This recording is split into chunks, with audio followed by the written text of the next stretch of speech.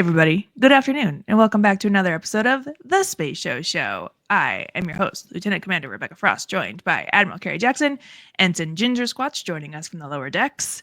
Yeah.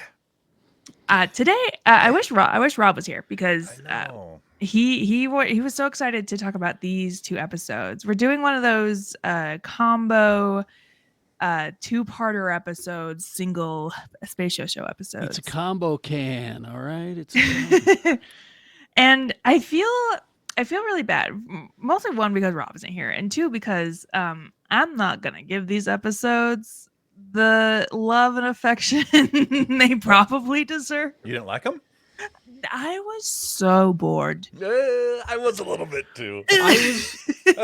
I was okay with the first episode, and I actually got bored with the second one. Yes. Okay. That's the common consensus. Same boat. Everyone's in the same boat here. So, Birthright Part 1. While visiting Deep Space Nine, a Eurydian tells Worf that his father lives, and a discharge from an alien device puts Data in a dream state where he meets his own father. So, this is the first time we see Deep Space Nine on Next Gen. And, so majestic. And Deep Space Nine had only premiered like a couple of episodes prior to this. What a time to be alive. Two Star Trek shows airing concurrently and crossing over so soon. Oh yeah. What was it like? Oh, it was a wonderful time. It was. Well, and that was when, and that, I really don't remember it because I was quite young when it happened. But this was before crossovers were common.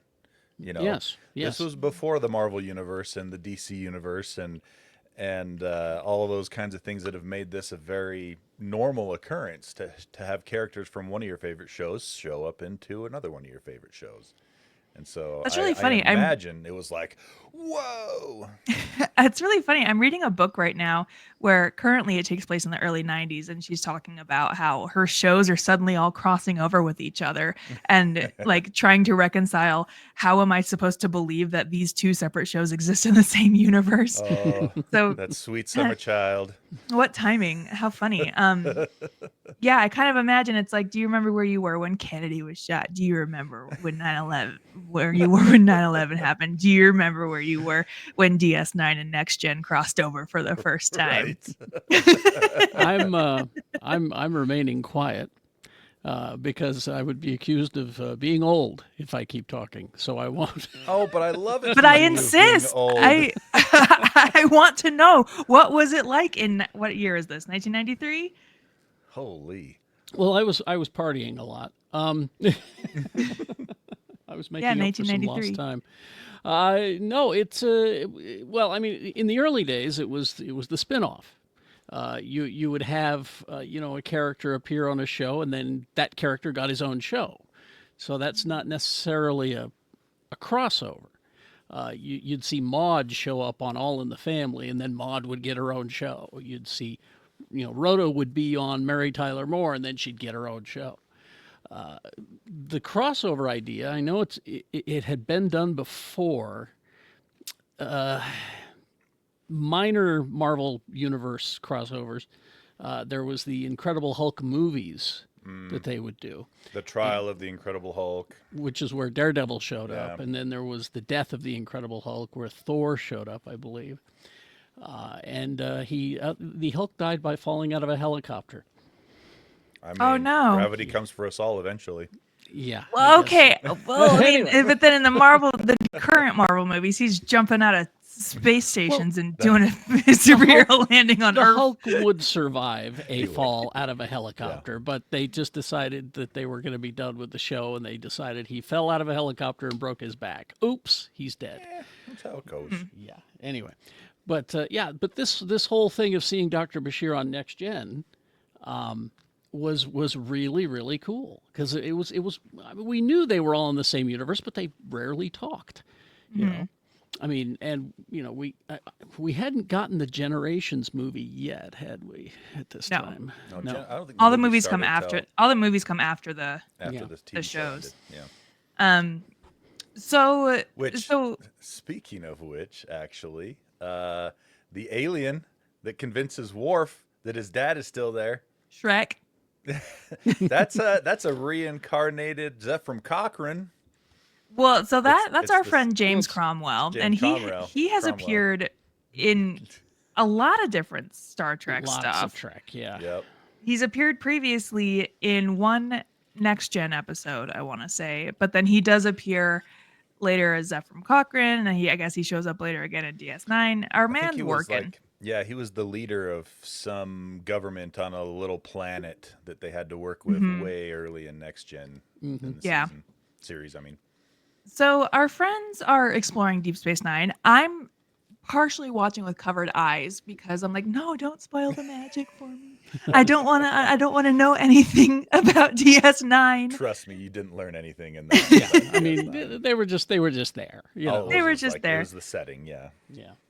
So, importantly, two things are happening. One, a Iridian is watching Worf from the upper level of the promenade. I'm just going to call him Shrek because that's his name, James Cromwell. And Name's Zephram.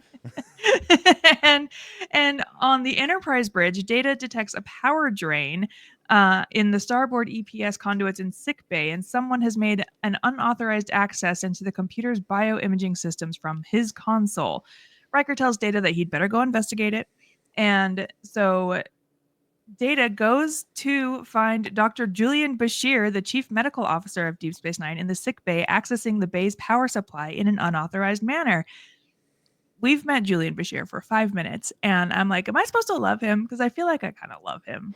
And everyone is giving me such mixed responses. You're in for a journey. Yeah, the friendship with Julian is a journey because, you know, here you first see him if you're just watching Next Gen, and you go, oh, he seems like a pleasant enough fellow. Then the first few seasons of Deep Space Nine, he's kind of a creeper. I mean, I can see that because I'm not proud of this thought that I had. And no, I mean, no offense, but when he and Data were working together, I was like, wow, it's like dueling autistics. They're just like really battling it out for King Awkward. Your skin is interesting. I mean, can I touch your hair? Julian is, thinks of himself as kind of a ladies' man. Yep. In the first So few seasons. is he a Geordie? No, he's no. Not really, no. Geordie's cooler. Geordie never thought of himself as a ladies' man. That's Julian, very aggressive. Very, no. Oh, hello, you young ladies. Yes, here at the bar. I mean, he's like that. But I mean, he is a wealthy doctor, so... Well, yeah. He's wealthy. Well, we don't know he's wealthy when we first meet him. That's right, yeah. Oh, spoiler alerts. My Sorry, God. I didn't mean to. It's all right. So Dr. Bashir is trying to boost the power of an alien field generator, and he wants Data to help him. Bashir believes that the device is a medical scanner, and he wants to see how it operates.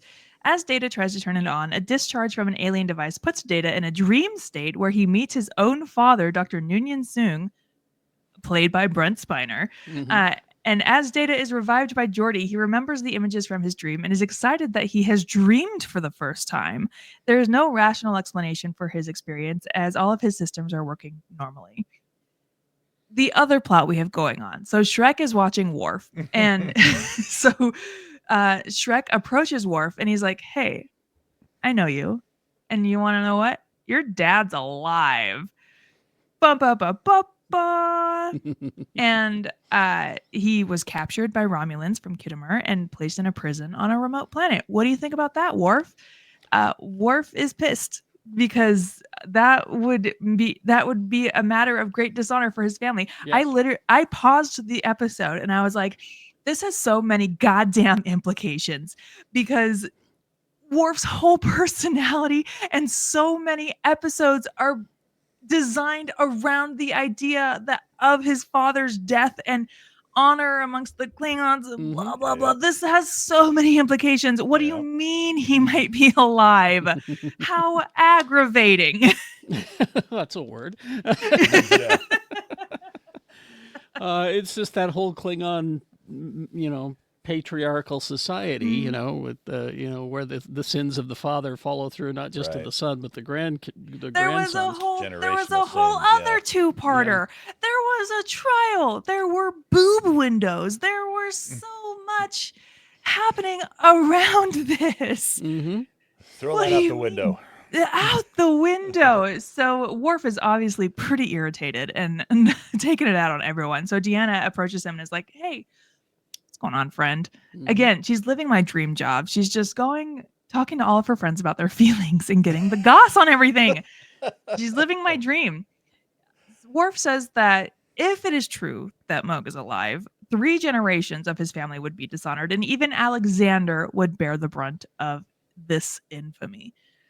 I don't know that Alexander would care, honestly. I was gonna say, they He spend would- a whole yeah. lot of time around Klingons that would dishonor him, don't they? I mean, Well, I mean, he gets his own kind of confused arc, Alexander, as he gets older. As he matures, It becomes a whole thing where I mean, I don't know if the comic book is canon, but certainly in the most recent Star Trek comic book, he's gone so far over the Klingon edge that he's, a complete and total radical about it. Oh, no.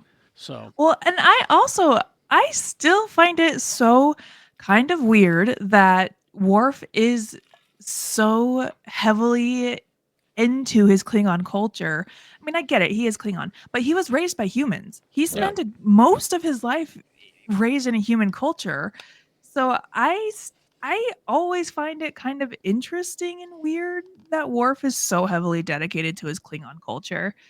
So anyway, Data and Worf meet together in 10 Forward, have a drink, talk about their feelings, and Data asks Worf about visions and the importance of visions, and he tells him that he dreamed out his father, and Worf has a mini monologue that says, "Learning that your father teaches you about yourself, that is why no matter where he is or what he has done, you must find him."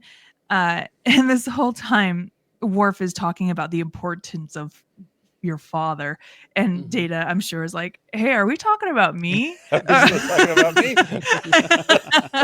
I kind of feel like we're talking about you right now. So Worf decides to go find Shrek and forces Shrek to take him to the prison camp, which is at the edge of Romulan space. All they did was listen to Smash Mouth on the way there, too. Somebody, just that part over and over. Data goes to Picard and tries to understand the meaning of the imagery he saw in his dreams. His father was holding a hammer, but the hammer represents different things in different cultures. And Picard asks Data to explore the feelings by himself and not by the experiences of others. So Data starts to paint like he does. And soon he has made 23 different paintings. Each painting... I was gonna say, it's like overnight he did all of these. But like Data, he's a doesn't sleep or robot. anything, He but just does it so fast. He's made 23 different paintings. Each one has a different topic: a blacksmith, a corridor, a hammer, an anvil, Soong's face, smoke coming out of a bucket, a wing, a bird, a flock of birds, a feather, etc., etc. So he decides to go to Geordi and ask him to give him the same power surge so he can have a vision again. This is Flatliners. Oh, see, yeah. Or I was thinking, last time I got high, I had this really cool vision. Can you get me high again? I'm gonna do that again. You got any more of those shrooms? Tony, what are you talking about? I've seen stories, movies, media. I know about things. I like your Flatliners analogy. Is actually it's better. Yeah, your Flatliners analogy is it's better. spot on. It's true. Thank you. So this time, in his vision, Dr. Soong tells Data that no man should know where their dreams come from, and that is how it should be. He tells Data that he is proud of him as he can now dream. So basically, Dr. Soong has incorporated some neural paths in Data's positronic brain, which were supposed to get activated after reaching a certain stage of development. This is so insane. The energy surge activated those circuits prematurely and allowed Data to dream. Dr. Noonien Soong, he's playing the long con. Big time. He's thinking, he's 80 steps ahead of the rest of us. He's thinking like centuries down the line for Data's development. Yeah. That's insane. Yeah. So in that case, wait, I can't remember what happened to Lore. Did Lore die? Or is he still around? He's dead. Yeah, there we go. Okay. He's, dead. As dead as any android could be in a science fiction show. Yeah. But that's the end of that plot line. Yeah, We don't That's it. come back to that in part 2 of this part 2 series. No, it's all about Worf. So Worf and Shrek land near the Romulan camp and travel to it on foot. Shrek gives Worf a homing device for his ship and he leaves, saying that he will return in 50 hours to pick them up. The planet is heavily forested. Worf finds a Klingon female, Ba'el, just outside of the location. Yeah, he does. Yeah. She was taking a bath. Like immediately. I was like, whoa, you guys, settle down. Horny Klingons. Worf says that he's come to rescue the Klingons, and she tells Worf that this is home for her and she does not wish to be rescued. Worf infiltrates the camp and meets an old Klingon, Lakor, who tells Worf that Moog actually did fall at Khitomer. So what are we doing here? Yep. Worf is told that there are 73 Klingons at this camp and he wants to rescue them. But the older Klingons try to stop Worf from leaving, and when he resists, the Romulans show up and they phaser Worf. Blah, blah, blah. To be continued. Those ding-dang Romulans. Oh. But yeah, that's where the Data story ends. And so part 2 of Birthright, which I get is all about Worf, and like I'm very happy for him, but like would like to know a little bit more about Data's situation that we got going on. And we don't see Dr. Bashir again. We like or DS9. Or DS9. Like anything. The only reference is Picard at one point in the next episode says, contact DS9 and see if you can get that Shrek's travel itinerary, basically. We won't see Deep Space Nine on Next Gen again for, I've got it written down here, an episode coming up called Caretaker. And when's that? I don't have the number of the episode here for that. The Caretaker. Deep Space Nine. Of course, Deep Space Nine. Now there's Next Gen stuff in the premiere episode of Deep Space Nine because it's kind of a handoff. Yep. But that's coming up. I don't see an episode named Caretaker in the remaining Next Gen episodes. Oh, it's Voyager, not Deep Space Nine. I'm sorry. Good golly. Voyager. Different starship. Yeah. So here's the more infuriating thing. So this story, when it became a 2-parter, it was decided to add a subplot to bump up the runtime. The staff thought about Data having a religious experience, but it seemed too similar to Picard's in Tapestry. So instead it became about Data dreaming. So this was purely just an afterthought to bump up the runtime. Mm-hmm. And originally, the old Klingon that he was to encounter on this planet was to be his father, Moog. Oh. And then they went, oh, that's kind of overcomplicating shit. Where they were like, in 30 years from now, a podcaster is going to be really pissed off if that's the case. So instead they did this whole, this is a planet where Klingons and Romulans live together and have babies and stuff. I kind of dig. I like the concept, but it's just one of those things where I don't know. I wish Worf was approached differently in a sense. The concept of that planet and that quote penal colony end quote is really interesting from like human personal study kind of a standpoint, because I mean we haven't talked about what it is yet, but it's like when you get to the end of the episode, you're sitting there facing the question of, is it better to forget a culture to be peaceful or to maintain your culture and risk continuing a war? Mm-hmm. You know, I don't know. Well, let's talk about it. Birthright Part 2. In seeking his father, Worf discovers a prisoner of war camp that has evolved into a Klingon Romulan haven, and Eden, where Worf becomes their serpent. Mm-hmm. And he that was kind of hard. No, that's exactly right. I mean, because things were fine there until he showed up. You know, he came with knowledge they didn't have. Well, the young people didn't have anyway. Yeah. So, having discovered survivors from the Romulan attack on Khitomer, Worf resists becoming one of them, even though he becomes a prisoner himself. The Klingon survivors were defending the Khitomer outpost when the Romulans attacked. They lost their shields and were rendered unconscious, and when they woke up, they were prisoners at the camp. Worf is puzzled by their lack of desire to escape, but they explain that it's not a prison. The camp is commanded by Romulan Tokath, and he wanted to trade their lives for Klingon territory, but the High Council refused to negotiate. So the Klingon High Council would not acknowledge that the Klingons had been taken prisoner, and they have chosen to remain since returning would be a great dishonor to their families, who assumed that they died in battle. Worf, they're in a lose-lose situation. Yeah. Sure, you know. Yeah. Worf says that he would have been happy to see his father alive, as there's no room in his heart for shame.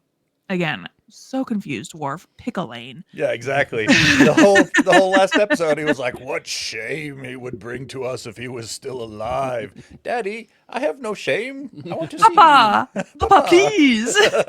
I like like- my suitcase. It's like, what is it? Which one? So Worf finds that the youngsters have been fed lies about how the wars have ravaged the Klingon Empire, wars that ended years ago, Yep. and that the elders came to the camp to escape the wars and for a place that they could raise their children in peace. The men inside the camp use battle weapons to till the farm to grow crops. And Worf says that the camp is still a prison as people cannot leave as per their will. Ba'el says that they can leave whenever they want, and Worf challenges her to talk to her parents about leaving the camp. And instead, Worf begins to teach the younger Klingons about their ancestry and the proud tradition that exists among them, much to the chagrin of the elders.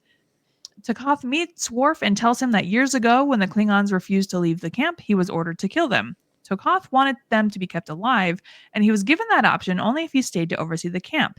In effect, he sacrificed his military career for the sake of his prisoners. He says that Romulans and Klingons live peacefully at the camp, and he would not allow Worf to destroy what they have. T'Koth even reveals that he married a Klingon himself.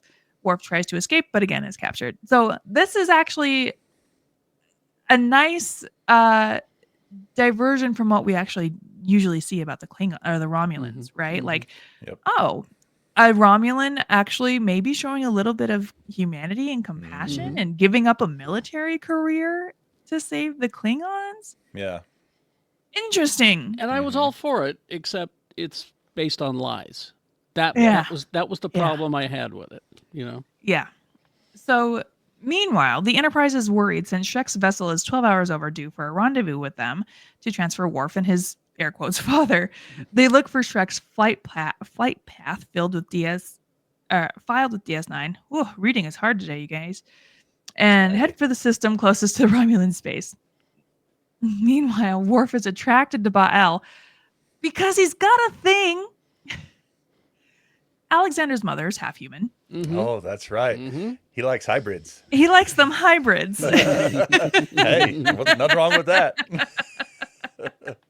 But he is horrified to discover that she's part Romulan. It was as soon as he saw the top of her ear, just he was like, "Oh, that's pointy." puking all over the place. Hideous. How could you do this to me? You lied to me.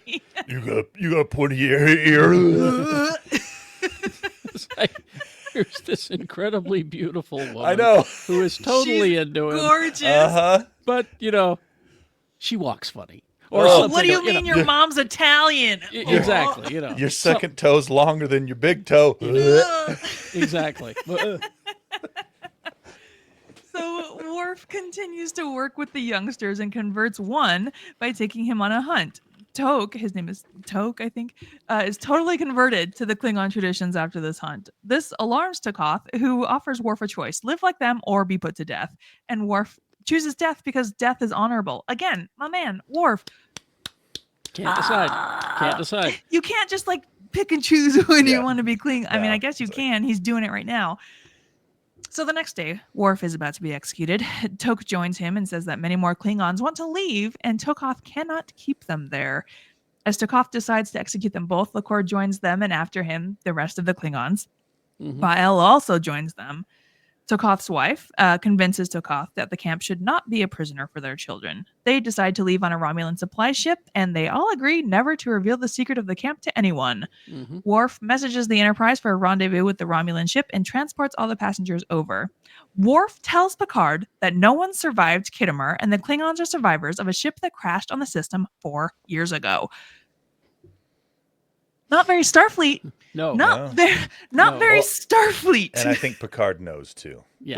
The way he nodded his head, he's like, "Okay, Oh, okay. All right. Well, I'm not gonna follow up on this. not going to Mr. pry Worf. into It's this all at right. all. I'm going to just trust you. Go with Yeah. it." And like, I can That's what you understand say. Picard going along with it, right? Picard he's deeply entrenched in Klingon culture himself, right? Like, He gets it. Yep. still not very Starfleet, you guys. No.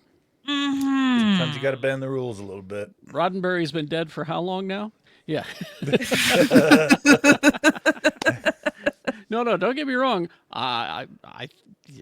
When he got hands off of Star Trek, it got better. I think. Yeah. I think you're Yeah. right. Well, I and like didn't like the that original is series. the whole thing about Roddenberry too. Like, right, he did not want what He Patrick didn't want Stewart. fights. He didn't want Patrick Stewart to be John Luke. There's a lot of stuff that Gene Roddenberry didn't want, and they did it anyway, and the show is extremely good. Exactly. So thank you, Roddenberry was Roddenberry, for the grand creation, but we're gonna make it ourselves. And he was a baldist. He didn't and like as- bald guys. It's true. I don't like him either. And as much as it's confusing sometimes to have Worf, his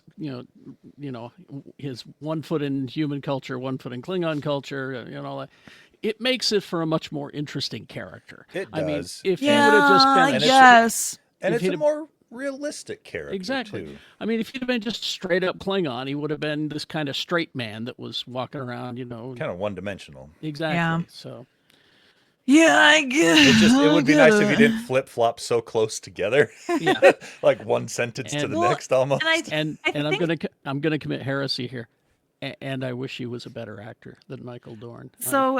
A couple of things. One, I wish. One Couple of things. I agree. I do wish Michael Dorn was a little bit of a better actor. But two, if the show consistently gave Worf better plot lines and better stuff to do, I could totally be on board with Birthright. Well, you've got some great Trek ahead of you then. Okay, good. Okay, I'll good. just say that. Especially when you get into the DS9 stuff. Yep. So, also, I would love to know more about Shrek. Hey, Shrek, what is your reasoning behind this? Was it just to he lead wanted- war to the Klingons? He wanted money, right? Yeah. From war first. I'll Yeah. tell you what your Good. pops is if you pay me, 10 bars of gold press latinum or whatever the crap he was asking for. Jujube diamonds. I don't know. In a post-scarcity world, but whatever. Yeah, exactly. But yeah, basically at that point though, Worf was just like, "You tell me where he is, or I'm gonna pop your head off your shoulders." And he's like, "Okay, we'll take All you right, to all right. Well, James Cromwell, his whole story had to be trimmed anyway because he broke his leg in between filming sessions. Oh, what? Yeah, so that's why a lot of his stuff was cut. I was gonna say that, and is that why he's sometimes just off in the distance? Yeah, Like, just like, "Hey, Worf, Yeah, well, let me. I'm over here." There was another piece of trivia that I didn't include because I kind of just assume everybody knows this stuff and I don't know this stuff. But so there were two parts of the episode were cut. A sympathetic scene in which Shrek confesses he was once a prison inmate himself. And there was also a scene in which he would have been assassinated by one of the Klingons' grown sons who was determined not to hear the truth about his father. Oh, that would have been interesting. Yeah. Would have been interesting. Alas. Another thing that I thought was kind of interesting, over the December holiday break, all the live plants and trees in the jungle and garden sets were left by accident in the dark on the Oops. soundstage, and they had to be replaced. Yeah. But also, like we had talked about earlier, many fans were disappointed that the story about Data's dreams, was not continued in the second part, and they felt that was more interesting than Worf's experience. It definitely had a little more of a mystery to it. It had, yeah, Worf's like, did. and I think there's a lot of combinations of things. Like you said, Gary, Michael Dorn's not a fantastic actor, but also just the way Worf's story overall has been treated throughout the whole series did not lend itself to be something that I think viewers were going to be interested in the first place. Yeah. I'll tell you what scene I really did like though in the second episode was the hunting scene Oh, yeah. and bringing the kill back to the feast hall. Yeah, that kid was that like, was a "Look what I did!" Those were really cool scenes. I really liked the scene where they were playing that game, and Worf was like, "This is not a game. This is a training exercise," Yeah. and like taught them how to do it properly. I did actually quite enjoy that. Pretty much all the scenes where he was trying to teach them what real Klingons are like were pretty cool. Yeah. So yeah, I don't know. What do you got? Last thoughts? Best episodes ever? No. And even They're the fine. data Yeah. stuff I found kind of okay.